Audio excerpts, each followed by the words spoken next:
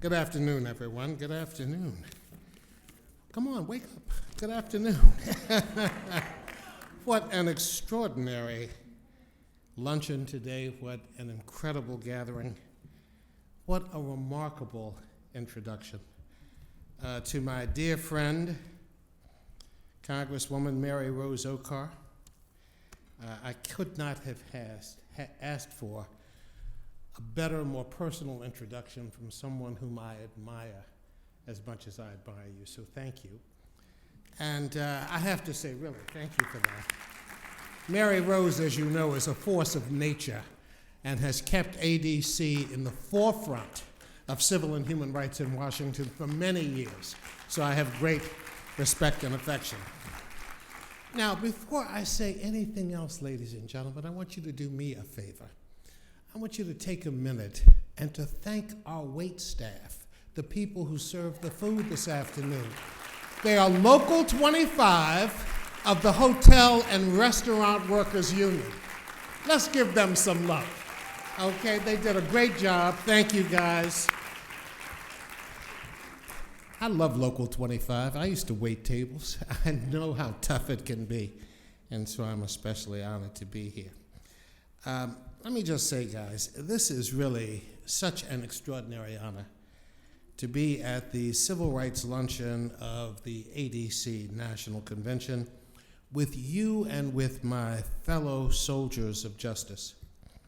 It is always a good feeling to attend an event filled with people who are committed to doing the important work of building an America as good as its ideals.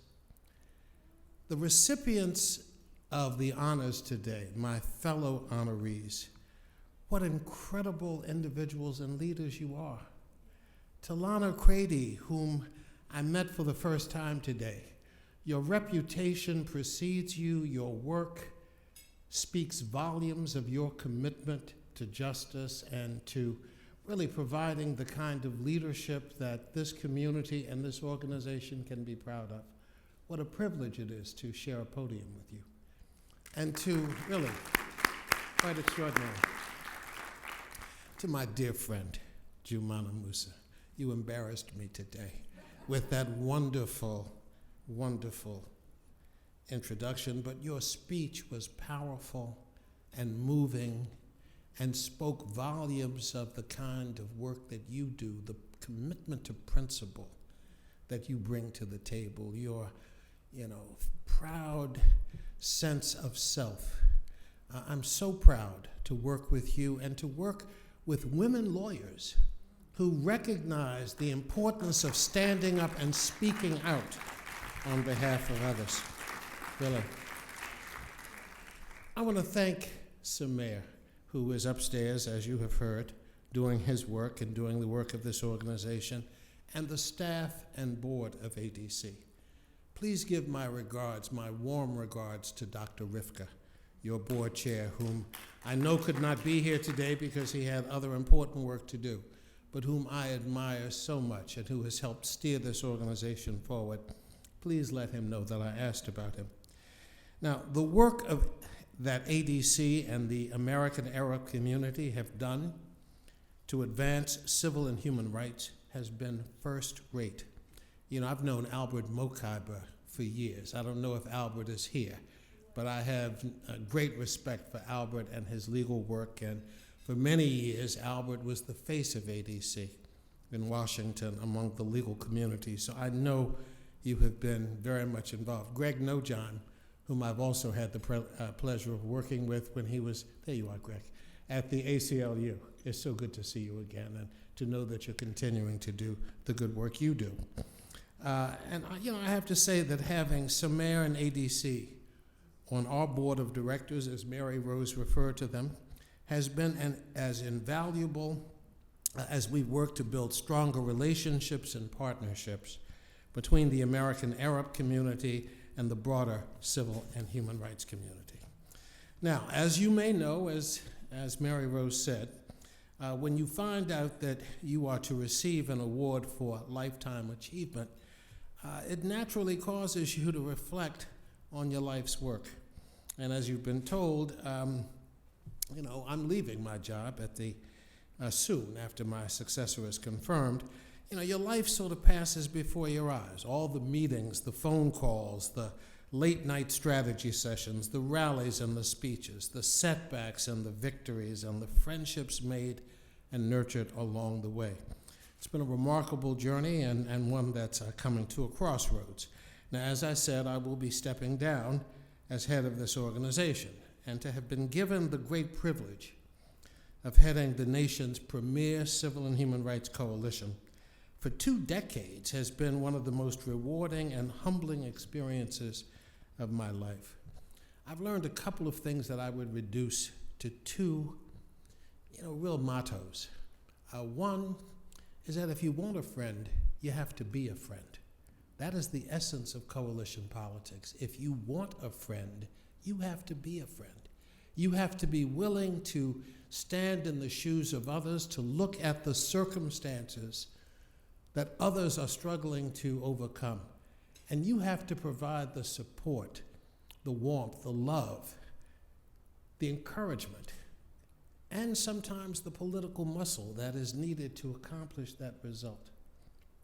And the other motto is this: only in coalition is there sufficient strength to accomplish the result that you want for this organization and for your community. If you are not practicing coalition politics, you are not practicing the politics of the 21st century. And so, in order for ADC to be the great organization that you are, that you want to be in the future, you have to work in coalition with others. And I'm so glad that Sumair and your board recognize that and do the great work to help advance that goal. Now, obviously, no one achieves anything alone. So I'm accepting this award on behalf of the great staff of the Leadership Conference and of the many, many individuals who work for and make up the over 200 plus organizations of the Civil and Human Rights Coalition. They make me look good every day, and I'm very honored to have had their support over the years. I've always believed in the power of coalition and the inherent value of bringing everyone to the table to craft solutions to our nation's problems and that have the broadest positive impact on the lives of Americans. And I've learned so much in doing this work, and I've met so many amazing and committed advocates from all over the world. But I also know one other thing, and I think Jumana sort of touched on it. You have to come to the table and be ready to play. And sometimes, guys, that means playing hardball. That means standing up, speaking truth to power, and understanding the importance of proximity, of position. If you are not in the room, you can't possibly be at the table. And if you're not at the table, then you're on the menu. So wake up, okay? Wake up. I'm just saying, guys, that's how it works. That's DC. So I'm very proud of the work we do together to ensure basic rights and dignities of American Arab people, Muslims, Sikhs, and others, growing the coalition to include more voices and working to expand our nation's collective understanding of the unique challenges and experiences of our increasingly diverse nation is both challenging and rewarding. To have been able to navigate with the support and commitment of everyone in the Leadership Conference, and most especially the American Arab Anti-Discrimination Committee, has been truly remarkable. And so while I will be no longer in my current role, guys, I'm not leaving the movement. This commitment is a lifetime commitment, just as it is for all of you. So I'm moving to another phase of my life, but I'm not leaving the movement. I've dedicated my life to civil and human rights, and that won't change just because I'm no longer head of the Leadership Conference. But I believe that movements benefit from the infusion of new voices and new leadership, especially from new generations of activists who bring with them fresh and dynamic ideas and perspectives. We've heard from 2 remarkable activists from another generation this afternoon who received awards. They are proof positive that my theory about generational change is important. Step aside, let other people do their thing to lead their leg of the marathon. and respect the wisdom that they have acquired, even if their careers are not as long as yours. They bring much to the table and have to be respected for that. So this is a bittersweet moment for me, but it is truly time for a new generation to take its place in the struggle. However, as I leave, I want you to know that I have not forgotten the death of Alex Oda, and I join with ADC in its effort to have the Department of Justice complete its inquiry into his murder. So I know that remains a sore spot for ADC. And I was at the ACLU when the bombing in Alex's office took place. It was 1985. Alex was just a couple of years older than I was. And I remember a bomb going off in the DC office of the ACLU. Greg, I mean, you heard those stories. It was someone who was an anti-abortionist who bombed our office on Saturday. I happened to be there, and there were others who were expected later that day. I heard someone at the door, and fortunately assumed they had a key, so I didn't bother to open it. And shortly thereafter, the bomb exploded. Alex gave his life for the work that we lift up today and acknowledge. And while I didn't know him personally, I know his cause. I know his commitment to the work of the ADC. And I know that I'm fortunate to receive this Lifetime Achievement Award.